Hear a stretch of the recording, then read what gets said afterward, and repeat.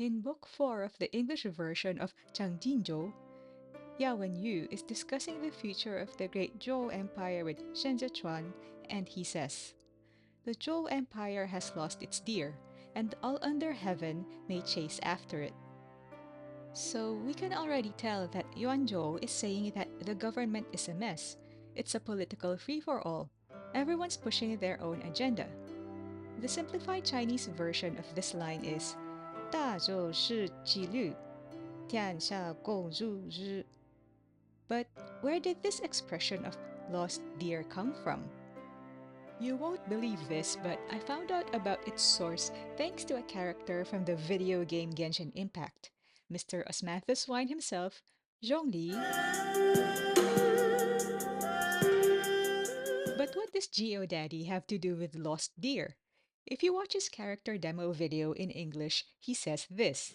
I wish not for dominion, yet I cannot watch the common folk suffer. And in the Chinese version, he says, 我虽无意逐鹿，却知苍生苦楚。 Again, we see this figure of speech, 逐鹿, to chase deer, which means to vie for supremacy. According to one YouTube short, the Chinese Olympic champion Pan Zhanle used this Zhongli quote in his social media profile. One of the YouTube commenters explains the history of this expression. If that person ever sees this video, I just want to say thank you for this information. So the gist of it is that these words were spoken by a historical figure named Guai Che and recorded in an ancient text, Records of the Grand Historian, or Shizhi, written in the late 2nd and early 1st centuries BC.